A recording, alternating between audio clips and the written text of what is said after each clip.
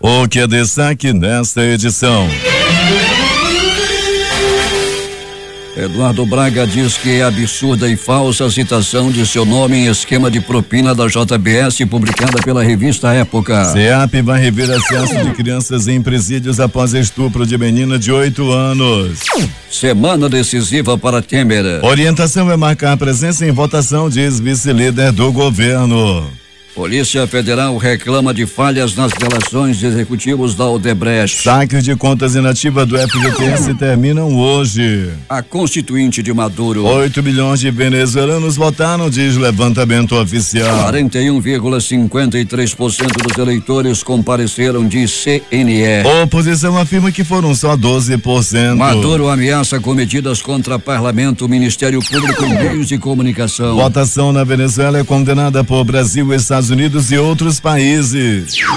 Presidente do Flamengo admite que Corinthians foi prejudicado pela arbitragem. Criança de 4 anos morre afogada em Igarapé, no Rio Preto da Eva. Noite violenta em Manaus com 6 mortes. Um homem foi assassinado com 20 tiros no Rio Piorini. Outras 7 pessoas foram mortas a bala no final de semana. Jogador do Rio Negro foi morto por motoqueiro fantasma. Agora no Jornal da Manhã, 5h48. Previsão do tempo.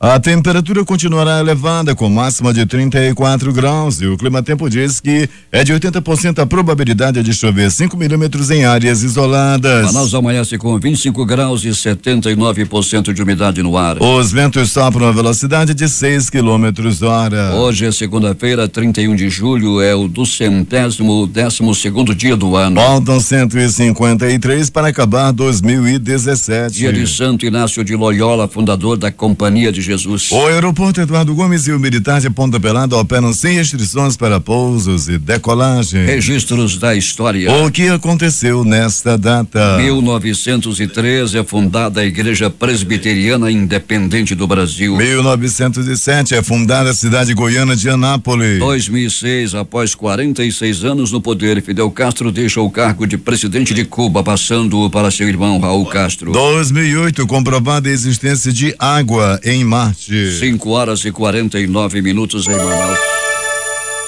Sejam bem-vindos ao Jornal da Manhã. Bom dia, Eduardo. Bom dia, Paulo. Bom dia, ouvintes.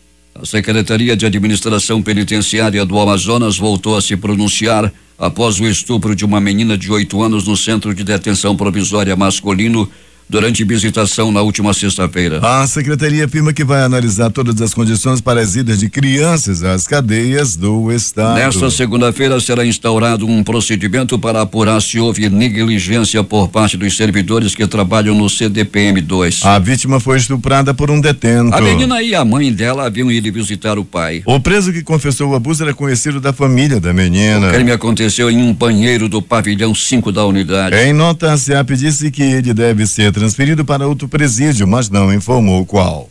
Peregrini, fato absurdo, não isso que aconteceu na sexta-feira. Bom dia.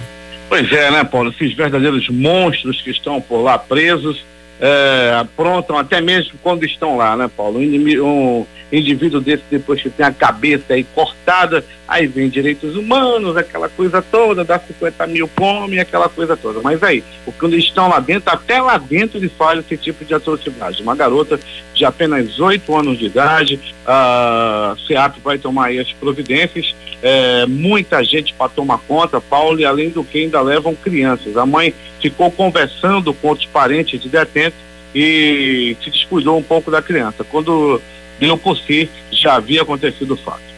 5h51 em Manaus. Peregrini, tivemos muitas mortes nesta noite, madrugada em Manaus. A violência realmente assustou. É verdade, Paulo, nós tivemos aí muita morte aí durante o final de semana e a noite de ontem chamou a atenção também pela violência. Muita gente morta ontem, só na noite de ontem, Paulo, nós tivemos aí várias execuções na cidade, passando aí por bairros como Rio Piorini, Vila da Prata, Jorge Teixeira, lá no Rio Preto da Eva também tivemos 2 mortes e outros 2 que serão removidos ainda do João Lúcio daqui a pouco. Peregrini, uma criança de 4 anos morreu afogada em Igarapé, lá no Rio Preto da Eva. Um descuido da família deve ter sido isso. Pois é, Paulo, nós conversávamos sobre essa informação, inclusive você já me passava todos os detalhes aí da nossa primeira reunião de pauta. Foi lá no Igarapé, na comunidade, em Igarapé, na comunidade São José, no município de Rio Preto da Eva. Infelizmente, essa criança morreu afogada. E, aliás, Paulo, é bom que se diga, não é o primeiro, né, acontecimento que acontece no Rio Preto da Eva. Muito cuidado, todo cuidado é pouco lá, Igarapé, água corrente, e isso, principalmente para a criança, torna-se perigoso. Tivemos a festa da laranja que terminou ontem com uma afluência de público muito grande, principalmente ontem durante o dia, não é, Pellegrini? Pois é, Paulo, a gente pode observar também, né? Eu passei muito rapidamente pelo local, a movimentação foi muito grande, muito boa, muito organizada, muita polícia, inclusive na estrada, né? O policiamento foi muito bem feito, tanto é que não tivemos nenhuma morte aí no trânsito, nenhuma morte por homicídio lá, a festa foi muito bonita, muito bem organizada lá no Rio Preto. Ontem teve cantoria lá, inclusive, né? Pois é, teve cantoria, um peão com uma viola daqui, outro de lá. Fala até um da mãe do outro, Paulo. O negócio é bonito. Pois é, mas tivemos pelo menos 3 atrações nacionais nesta festa da laranja. Pois é, tivemos muitas atrações, Paulo, o que atraiu todo esse público, né? A gente pode dizer, muita gente tirando foto, inclusive lá no Cristo Redentor, né? Do município de Rio Preto da Eva, um monumento lá que chama muita atenção. Você esteve lá, Pellegrini? Passei por lá, Paulo. Vi de tudo, menos laranja. Mas você tirou foto, não? Tirei os retratos, como não, né? Dona Cássia gosta de tirar retratos. Tira. Agora inventaram o negócio de uma selfie, tem uns que pega até uma vara, né, Paulo? Pra botar o celular lá longe. Você tem essa vara, meu chefe? Não, senhor. Estou fora. Tá. Roberto Pellegrini, um jogador do Rio Negro foi morto. Existem duas versões, pelo menos, para esse fato, não? Pois é, né, Paulo? Uma delas diz que pode ter sido uma briga de trânsito, né? Quando o motoqueiro voltou e atirou. Outra pode ter sido também uma tentativa de assalto, né? As pessoas que estavam com ele estavam sendo assaltadas quando ele chegou e tentou intervir no assalto e teria sido assassinado. Mas essas informações ainda não estão ainda desencontradas, Paulo. Pellegrini, ontem tivemos jogo do Flamengo com o Corinthians, né? Que o Corinthians foi engarfado ontem. E muita confusão, não, após o jogo? Rapaz, Paulo, até que não, mas nós tivemos sim aqueles registros, né? A gente está acostumado a ver 10, 12 brigas. Ontem nós, pelo menos a que eu apurei, foram 4 brigas apenas ali na região do bairro Jorge Teixeira, onde tem, Paulo, guerra funciona o bar do Flamengo e o bar do Vasco da Gama. É um do lado do outro. Daí você imagina o barril de pólvora que fica, né? Pellegrini, a movimentação nos pronto-socorros da cidade deve ter sido grande nesse final de semana. Foi sim, Paulo. Sobretudo no pronto-socorro João Lúcio e no pronto-socorro Platão Araújo. No Platão Araújo, pra você ter uma ideia, Paulo, a noite de ontem nós tivemos aí 8 atendimentos por agressão física. Então, somente a noite de ontem. Outros também por acidente de trânsito. Nós não tivemos nenhuma morte no trânsito. Entretanto, o fluxo de pessoas aí feridas, principalmente por moto, foi grande no pronto-socorro Platão Araújo. Tivemos um capotamento na M10, mas parece-me que não houve vítimas fatais, não, Pellegrini? Não, Paulo, é um acidente grave. Quem passou pelo local achava que havia morrido alguém, mas não, ainda bem, ficou só aí pessoas que ficaram feridas, sim, ainda internadas, porém não morreram. 5h56 em Manaus. Alberto Pellegrini vai voltar daqui a pouco contando tudo o que aconteceu durante o final de semana e as mais recentes notícias da noite e madrugada. Bom trabalho e boa semana para você. Muito obrigado, Paulo. Boa semana para você também, para toda a equipe da Difusora, do Jornal da Manhã, para nossos ouvintes. É uma semana maravilhosa e daqui a pouco nós vamos voltar sim com todos os detalhes da notícia de polícia no nosso Jornal da Manhã. Os trechos 3 e 4 das obras da Avenida das Flores, que vai da Rua Curió, na Cidade Nova, até a rodovia M10, devem ser entregues até o mês de outubro. Que com a chegada do verão as obras seguem em ritmo muito acelerado. Nesses 2 trechos, as máquinas fazem os acabamentos e reforço na estrutura de pavimentação até chegar ao nível da pista. A via já possui 2 trechos em pleno funcionamento, a conhecida Avenida das Torres, com 6,2 quilômetros, considerado o trecho 1, e que recebeu a denominação de Avenida Governador José Lindoso e 6,5 quilômetros do trecho 4 da Avenida das Flores. 23 autoescolas, sendo uma em Manaus e outras 22 no interior do Amazonas, não necessitam mais utilizar o simulador no processo de habilitação do condutor. A liminar foi deferida pelo Tribunal Regional Federal da Primeira Região em Brasília em março deste ano, e o Departamento Estadual de Trânsito do Amazonas, DETRAN, começou já a cumprir essa decisão. Temos informações com José Alberto Zegdeg, que está em Manacapuru. Muito bem, Paulo Guerra. Final de semana marcado com o primeiro encontro de educação de Manacapuru. Coordenado pela Coordenadoria Regional da SEDUC no município, o evento realizou-se no Salão Nobre do Centro de Educação de Tempo Integral Washington Regis, onde reuniu professores, instrutores e gestores de diversos órgãos educativos, como Instituto Federal do Amazonas, IFAM, o Centro de Educação Tecnológica do Amazonas, CETAM, e a participação especial da Faber-Castell, que ilustrou o encontro com uma palestra sobre inovação que fazem sentido para a escola. O coordenador Paulo Itachomar, da SEDUC em Manacapuru, relatou o objetivo do encontro. Amigo Zegdeg, nós queremos dizer assim para o povo em geral de Manacapuru que nós estamos assumindo agora a coordenadoria, mas o nosso trabalho é um trabalho democrático, um trabalho participativo, porque nós sabemos que as nossas conquistas ela vem lá da sala de aula diretamente com o professor. Então nós valorizamos muito o professor, porque nós estamos coordenador, mas somos professor. Então esse evento de hoje ele marcou o início de muitos eventos que irão acontecer para eles. E a coordenadoria vai ser isso, vai ser uma coordenadoria participativa, onde todos com certeza vão ganhar. O encontro contou com a presença de várias autoridades, dentre elas o ouvidor do município, Charles Dativo, presidente da Câmara, vereador Francisco Coelho, a gerente do CETAM, Guilherme Pinheiro, a representante da SEDUC, Adriana Moreno, a diretora do IFAM, Ana Maria Alves, e a socióloga e consultora da Faber-Castell, Lourdes Atier, a palestrante. O encontro, que começou com um belo café regional, encerrou com a exposição de pinturas em telas da professora Roseli Barros. Para o Jornal da Manhã, Rede Difusora de Rádio, Zegdeg. 6h05 em Manaus. Em Urucará está o repórter Valdino Castro. Bom dia, Valdino. Bom dia, Paulo Guerra e ouvinte do Jornal da Manhã.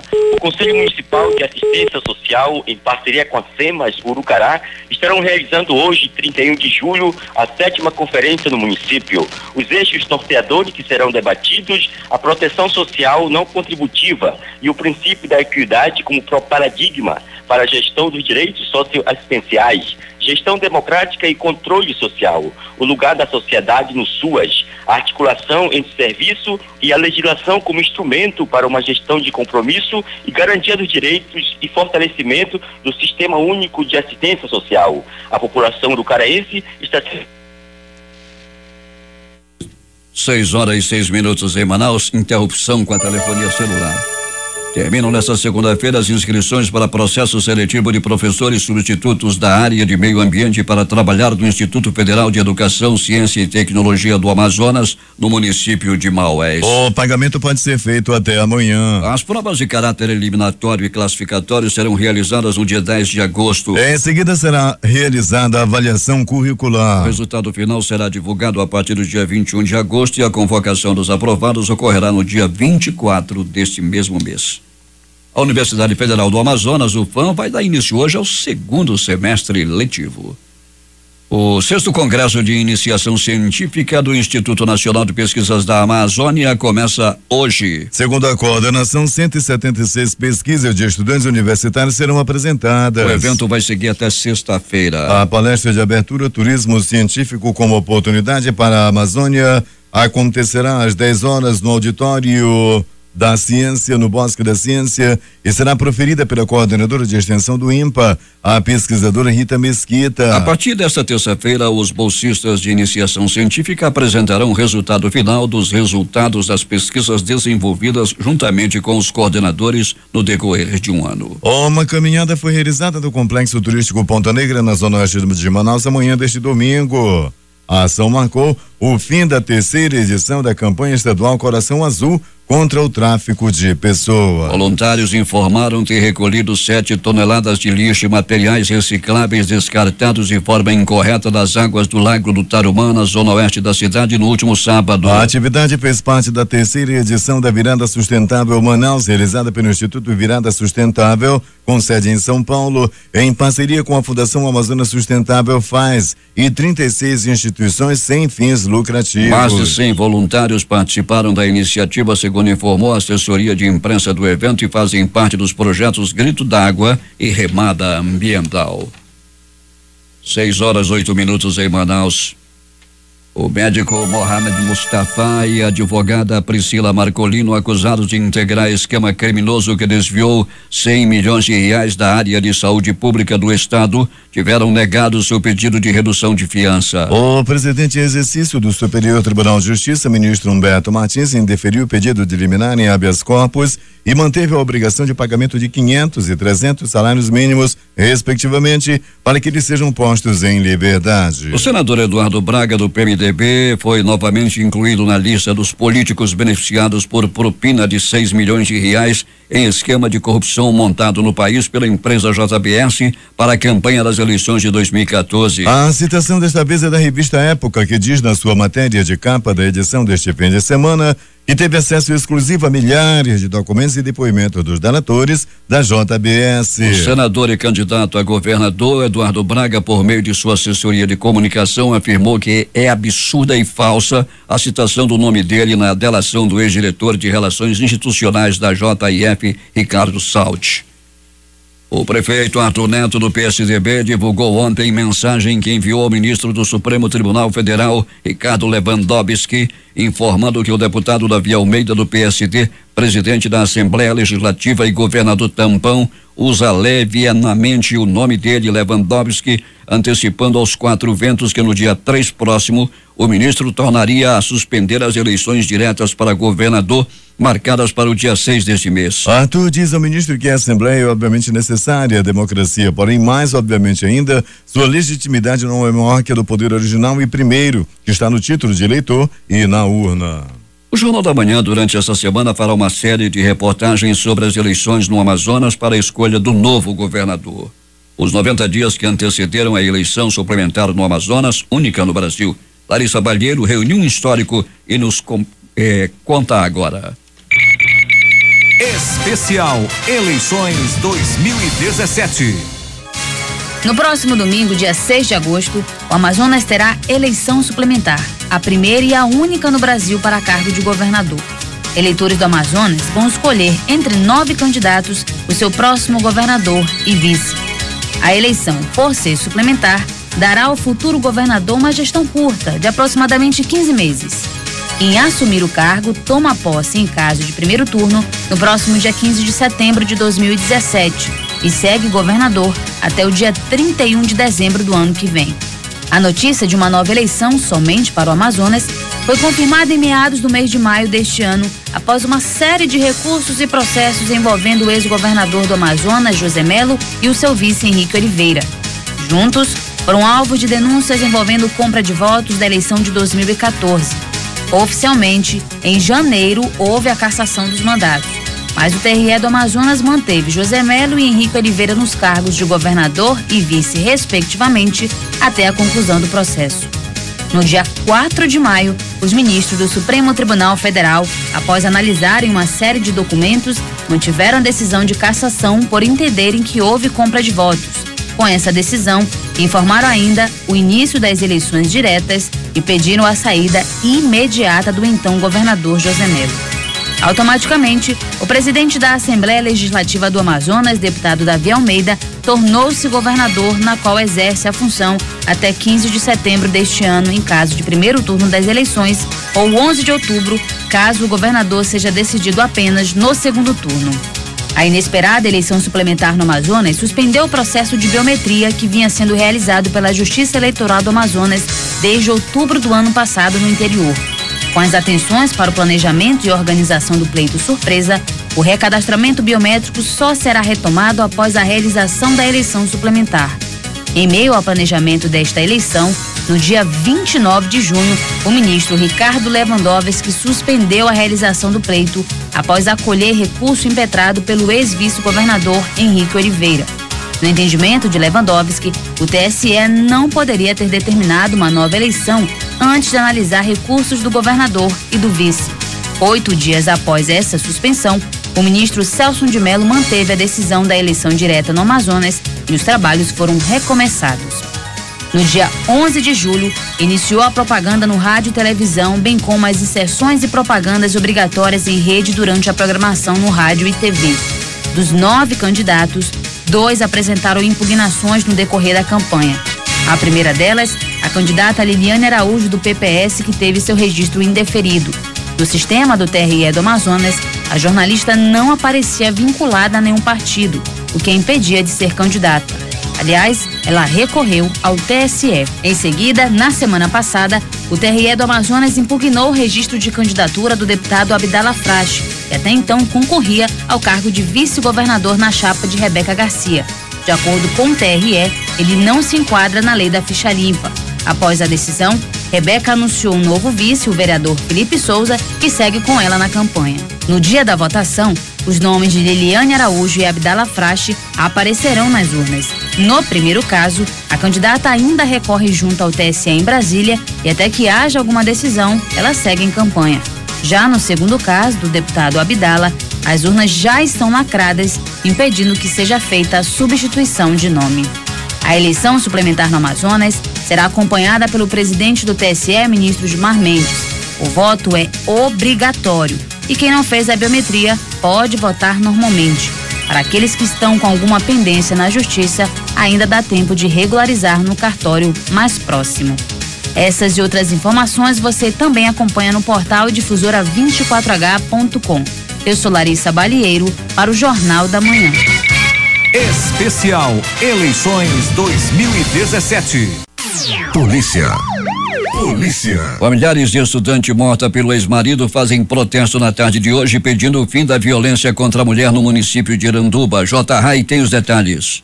Familiares da estudante Josinilce Rodrigues Marinho, que foi morta e jogada em um bueiro na madrugada da última quarta-feira em um loteamento à margem da rodovia Carlos Braga, aqui em Iranduba, estão organizando um protesto previsto para começar às 16 horas de hoje, com saída do ginásio Mohamed Aziz, no bairro Morada do Sol, e deslocamento por vários pontos da cidade. Para a professora Yolanda Braga Marinho, tia de Josinilce, violência contra a mulher é um ato de covardia machista. E esse tipo de crime tem ocorrido com certa frequência aqui em Iranduba. O objetivo da manifestação é chamar a atenção do poder público, principalmente da Polícia Militar, da Polícia Civil, do Ministério Público, do Poder Judiciário, em relação às mulheres vítimas de violência. O nosso grito de protesto é contra a impunidade e a favor de políticas públicas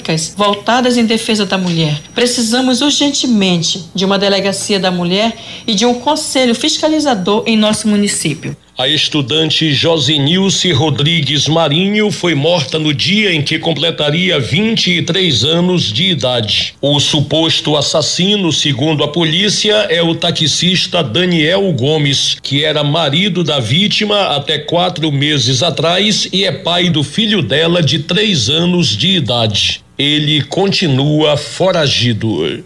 Para o Jornal da Manhã, Rede Difusora de Rádio, J. Rai. 6h20 em Manaus. O que aconteceu no final de semana e as mais recentes notícias da noite, madrugada, Alberto Pellegrini. Muito bem, Paulo Guerra e ouvintes do Jornal da Manhã, dando prosseguimento ao nosso noticiário policial. Vamos dizendo, Paulo Guerra, que no pronto-socorro 28 de agosto, uma pessoa deu entrada vítima de agressão física, 2 por acidente de trânsito e uma pessoa ferida por arma branca. No pronto-socorro João Lúcio, 8 pessoas deram entrada no final de semana vítimas de agressão física e um desses casos, uma mulher acabou apanhando do próprio covarde do marido. Ela deu entrada no pronto-socorro João Lúcio. Uma outra pessoa também deu entrada vítima de agressão física, foi logo após o jogo do Flamengo. Dois torcedores brigavam por causa de time de futebol. Os dois moradores do bairro Zumbi dos Palmares. A possibilidade do jogador do Flamengo ou do Corinthians conhecer um peão desse é 0,0. Nunca viu o Flamengo jogar nem no Vivaldão. Aí ficam brigando, se degladiando por esses times que o cara não sabe nem se eles existem. Aconteceu no bairro Zumbi dos Palmares. Eu gosto muito do meu Mengão, mas brigar por Flamengo, não, nunca. E brigaram ontem e um deles acabou apanhando e levou uma paulada na cabeça. 8 pontos na cabeça do flamenguista. Tava mais leve que o Zé Ricardo, mais besta que o Zé Ricardo. Sabia nem onde ele estava depois dessa paulada que ele levou na cabeça lá no bairro Zumbi dos Palmares.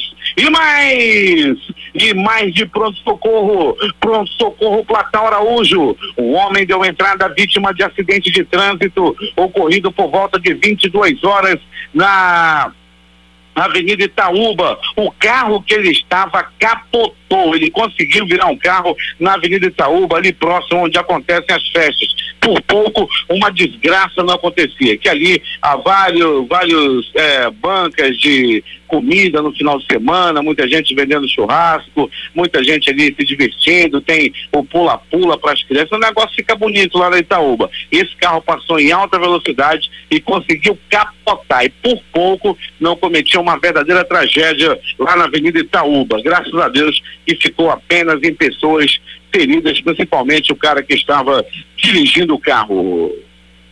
De polícia, Paulo Guerra e ouvintes do Jornal da Manhã, a Secretaria de Segurança esteve nas ruas da cidade. O secretário Sérgio Fontes, secretário de Segurança, determinou polícia na rua. A polícia militar, através da 4ª SICOM, alô Tenente Herald, por volta de 22 horas, conseguiu recuperar um veículo que havia sido roubado, um Gol de cor branca, de placa PHI 8097. Foi localizado, foi devolvido ao dono no bairro Gilberto Mestrinho, numa boa ação dos policiais da 4ª SICOM. A polícia militar, através dos policiais da 21ª SICOM, tiveram uma dupla, melhor dizendo, por receptação de veículos. O caso aconteceu na zona oeste da cidade. A polícia militar nas ruas, prendendo, tirando de circulação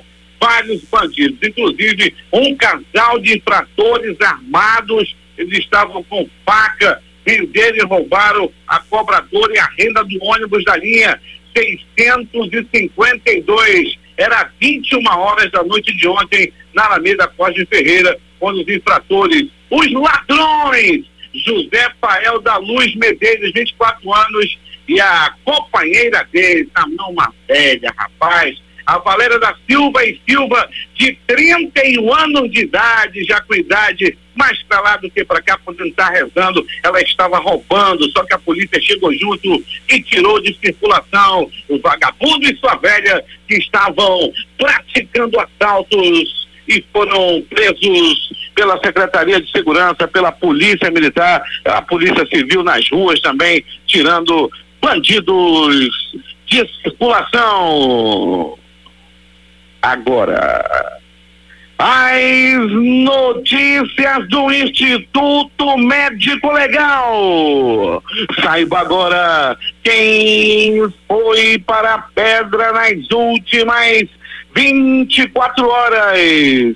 E atenção! É gol da morte! Um jogador do Rio Negro da categoria sub-20, de apenas 18 anos de idade, foi morto em uma tentativa de assalto. Será que foi tentativa de assalto?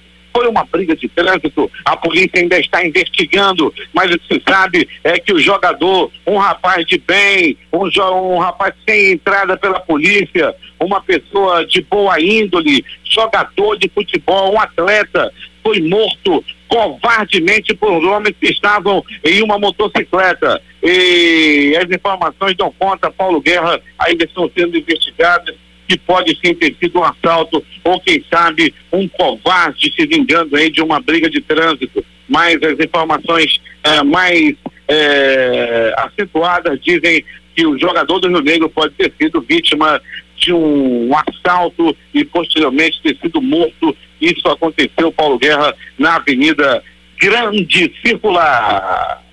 Morte no bairro Ouro Verde. Alô, Ouro Verde. A morte passeou de moto no bairro Ouro Verde. A moto estava para cima e para baixo, subia e descia. A morte passou na frente da casa do cara de Kombi. Era um bandido que estava na moto. Ele estava em busca, ele estava procurando um homem.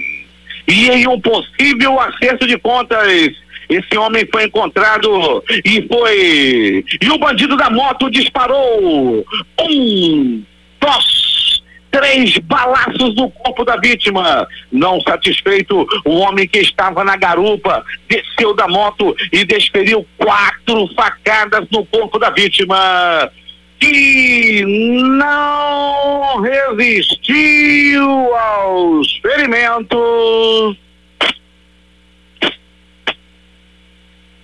e morreu. O crime aconteceu, repito, no bairro Ouro Verde. Ele morreu por engano.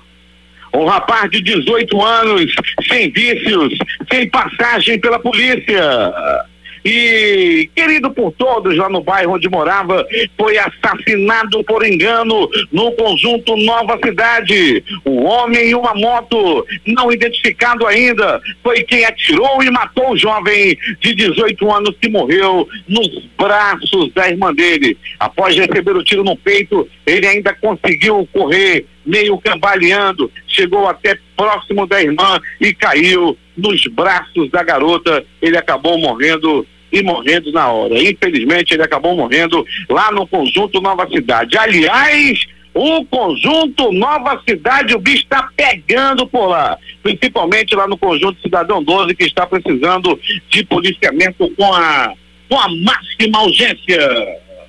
Um vigilante morreu durante um assalto. Segundo a irmã da vítima, a irmã do vigilante, ele estava trabalhando, estava fazendo um bico como vigilante em um mercadinho quando aconteceu o assalto. Ele foi morto com um tiro na barriga, né? E tudo aconteceu lá no bairro do Mutirão. Nós lamentamos aí profundamente a morte desse homem que morreu durante um assalto lá no bairro Mutirão. Decapitado. O homem foi morto e teve a cabeça arrancada. Tudo aconteceu mais uma vez no perigosíssimo conjunto Nova Cidade, hoje conhecido também como conjunto da desgraça ou conjunto da morte. Ele tinha entre 20 e 30 anos, foi decapitado, a cabeça foi arrancada e o corpo jogado atrás de uma igreja lá no conjunto Nova Cidade, o conjunto da desgraça. Um homem de 32 anos foi executado com 1, 2, 3, 7, 10, 12, 14, 16, 18, 20 balaços pelo corpo. O crime aconteceu no bairro Novo Israel. A vítima estava soltando papagaio, era só alegria, empinava, empiocava o papagaio, foi pra lá, foi pra cá, de repente apareceu um bandido e deu-lhe na mão e quebra a vida da vítima. O homem foi assassinado em um acerto de contas. Tudo leva a crer que esse homem de 32 anos foi assassinado em um acerto de contas. O papagaio dele quedou na mão. Muita gente deixou o corpo de lado e saiu correndo atrás do papagaio. O papagaio custa 50 centavos. Então o negócio não tá fácil. O negócio tá bom não lá pro Novo Israel. 50 centavos no papagaio, o pessoal deixou o homem agonizando e saiu correndo atrás do papagaio. Os mais metidos é pipa, é papagaio mesmo, e quedou lá no bairro Novo Israel, lá no bairro Vila da Prata, o bairro das estátuas, o bairro onde mais tem estátua em Manaus, o bairro Vila da Prata foi um bairro, foi vítima, o bairro teve uma vítima de arma de fogo, foi lá no Beco Ajuricaba, um crime aconteceu com características de execução, um homem foi assassinado com 4 balaços pelo corpo, tudo aconteceu, repito, no bairro das estátuas, no bairro Vila da Prata. Morte na Alameda, morte na Alameda Rio Negro, no bairro Rio Piorini.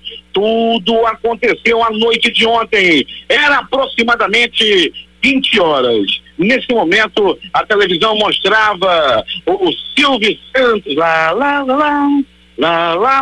nesse mesmo momento, o Silvio Santos ia para lá, ia para cá no seu programa distribuindo dinheiro, quando um homem foi assassinado com 3 balaços pelo corpo e não resistiu aos ferimentos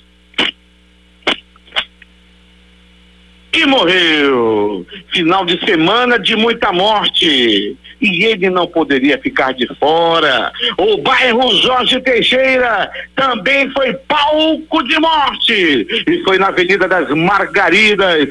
Flores, mas não é flor, não tem flor em lugar nenhum lá, só quando morre alguém. E lá no bairro Jorge Teixeira a situação foi assim: um homem morreu em um possível acerto de contas na rua Margaridas, no bairro Jorge Teixeira. Rio Preto da Eva, no Rio Preto da Eva, um homem foi assassinado a tiros. O carro tomba do Instituto Médico Legal está ainda em deslocamento com esse corpo que deve chegar daqui a pouco à sede do IML, vindo lá do Rio Preto da Eva, na terra do Cristo Redentor.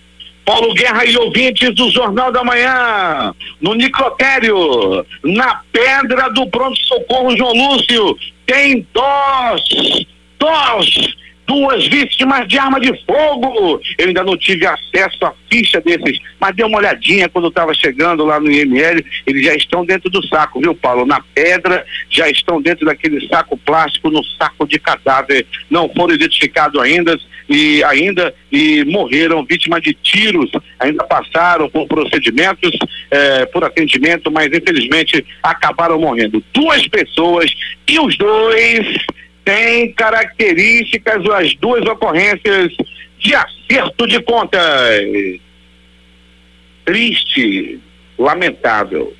Uma criança de 4 anos de idade morreu afogada no Rio Preto da Eva, na comunidade de São José. As informações dão conta de que a criança desapareceu nas águas aí e, infelizmente, quando boiou, já boiou sem vida. O Instituto Médico Legal foi até o local, fez depois o transporte, né, do corpo até o instituto e, infelizmente, a gente noticia aí a morte de uma criança de apenas 4 anos de idade que morreu aí, vítima de afogamento, e nós lamentamos profundamente e desejamos que Deus dê força a essa família.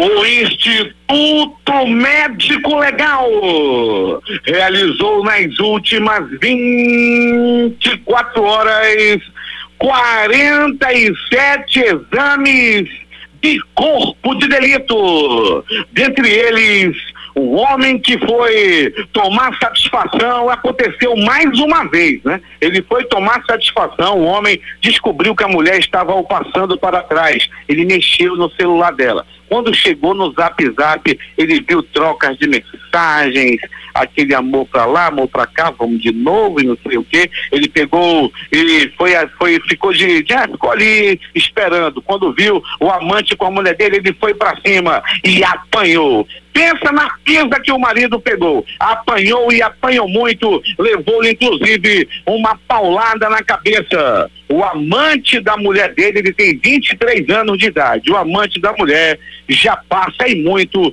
dos 60 anos de idade. Ele anda de carro importado. as informações dão conta de que é um velho namorador e valente. A reportagem foi de Alberto Pellegrini para o Jornal da Manhã. Últimas notícias. E vamos começar falando de esportes. O presidente do Flamengo concorda com as reclamações corintianas na partida de ontem lá em Itaquera. Na saída da Arena Alvinegra, Eduardo Bandeira de Melo se manifestou sobre o gol de Jô mal anulado. A reclamação do Corinthians é correta porque o gol foi legal.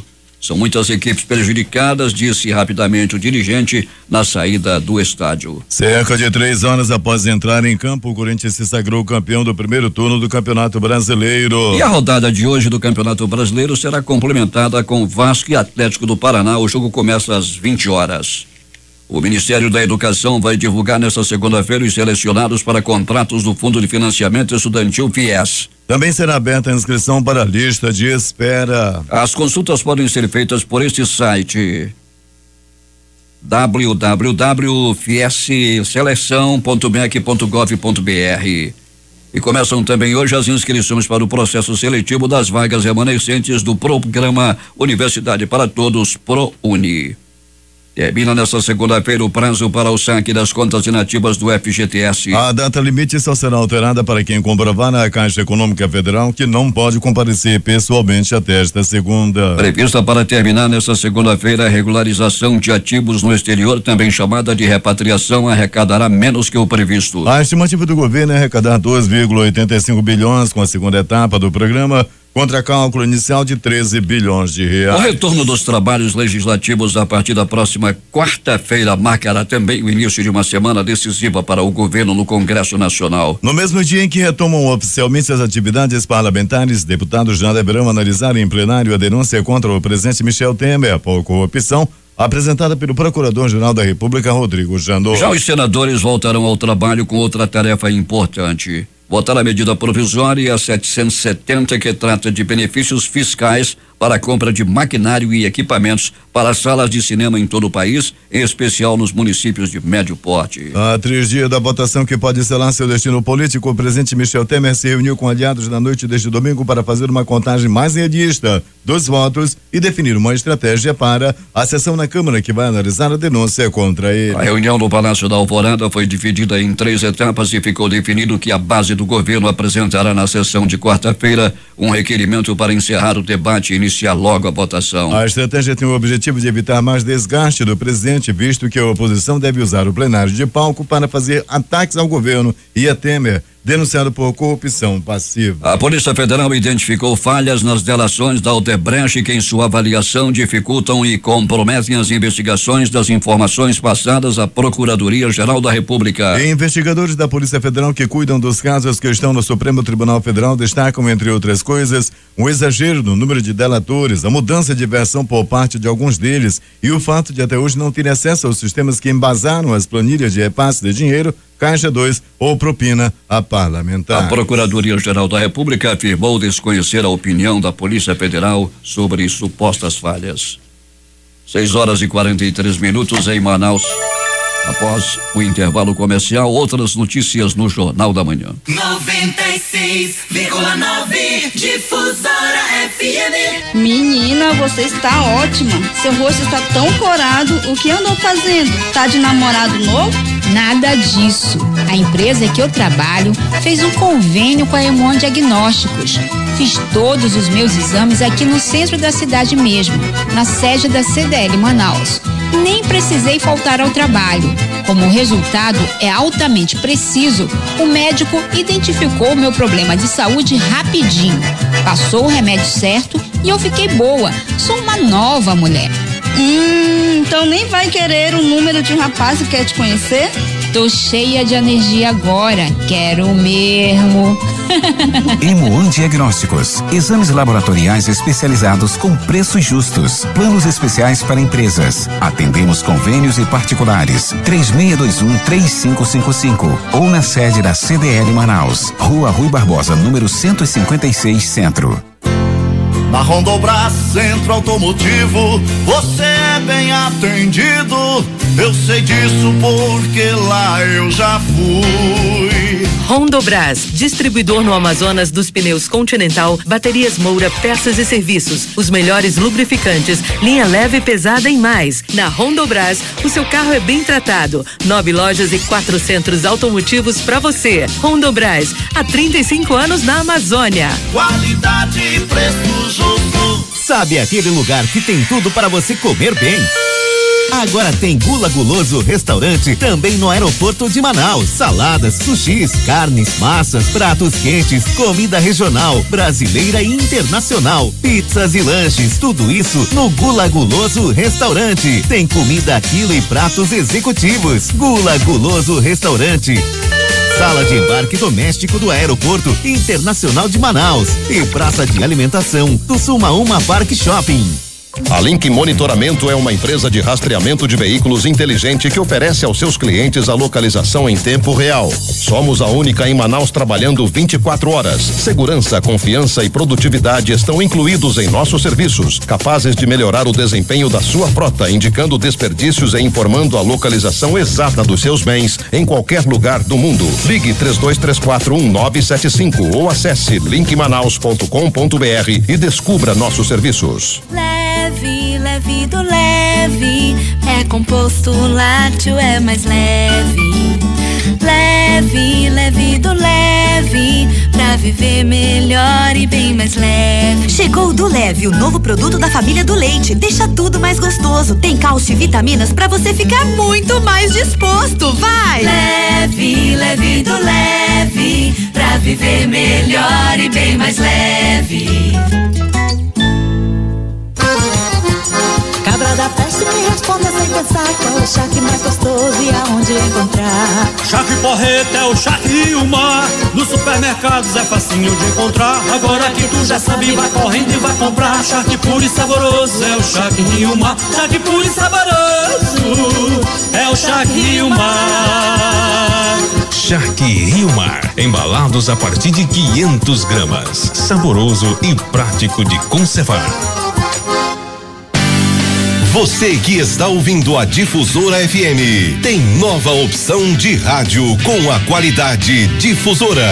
Está no ar. Está no ar. A FM 93,7. Experimente. Difusora FM 96,9. Se é manchete, você ouve aqui. Jornal da Manhã, Rádio Difusora. 6h47 em Manaus. Jeanne Moreau, uma das mais famosas atrizes do cinema francês, morreu aos 89 anos, segundo anunciou a agência France Press nesta segunda-feira. Seu corpo foi encontrado em casa, em Paris. Ela atuou em mais de 100 filmes durante uma carreira de 65 anos e também deixou sua marca no cinema brasileiro ao participar de Joana Francesa de Cacá Diegues. No filme, ela interpretava a dona de um prostíbulo em São Paulo que foi para Alagoas atrás de um cliente que morria de amores por ela. Um ataque reivindicado pelo grupo Estado Islâmico estava em curso nesta segunda-feira contra a embaixada do Iraque em Cabul, no centro da capital afegã, cenário de várias explosões e tiros. Um homem-bomba detonou a carga explosiva diante da embaixada iraquiana e 2 criminosos tentavam entrar no complexo de edifícios. As forças especiais estão no local e os civis estão sendo retirados da área, afirmou uma fonte das forças de segurança que pediu anonimato.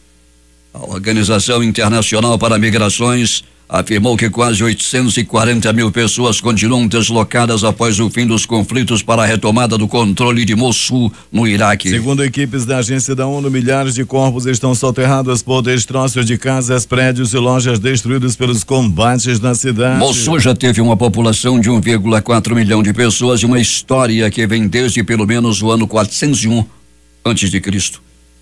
41,53% dos eleitores venezuelanos votaram na Assembleia Constituinte. Centros de votação ficaram abertos horas além do inicialmente previsto. A oposição, que não participou do pleito, afirmou que só 12,4% dos eleitores compareceram às urnas. O Brasil, Estados Unidos, Argentina, Colômbia e outros países condenaram a Constituinte da Venezuela. Governos da Argentina, do Peru, da Colômbia, dos Estados Unidos, do México, da Espanha e Costa Rica não irão reconhecer o resultado das eleições deste domingo. Canadá e Chile também criticam a violência e pedem a restauração da democracia no país. O presidente Nicolás Maduro advertiu hoje em discurso que medidas poderão ser tomadas contra o parlamento, o Ministério Público, os líderes da oposição e aos meios privados. Foi seu primeiro discurso após a eleição da Assembleia Nacional Constituinte proposta por ele próprio, um discurso bastante duro contra quem se opôs à redação de uma nova Constituição para o país. Em ato televisionado, Maduro assegurou que a Assembleia Nacional assumirá suas funções nas próximas horas e retirará a imunidade parlamentar de quem tiver que retirar.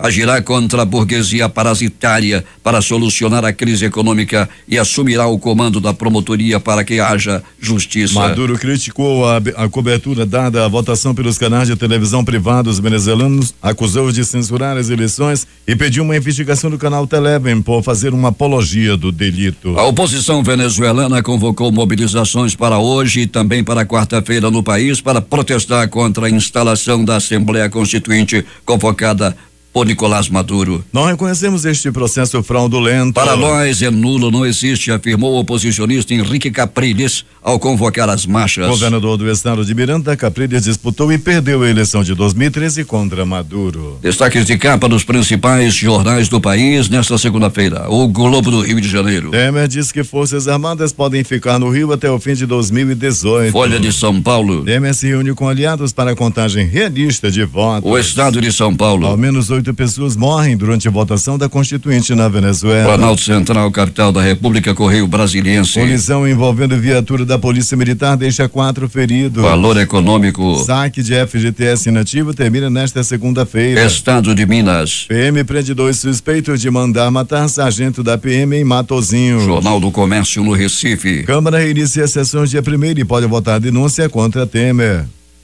Fortaleza, Diário do Nordeste. Presos se rebelam e quebram celas na CPPL IV em Itaitinga. 0 hora, Porto Alegre. Janot abre processo para avaliar a retirada do caso Kiss da Justiça Gaúcha. Edições impressas locais agora. Jogador do Rio Negro morto com tiro na cabeça. A crítica. Motivo banal, jogador é morto após discussão de trânsito. Em tempo. CEAP estuda acesso de crianças em presídio. Estas foram as principais notícias de ontem e as primeiras de hoje.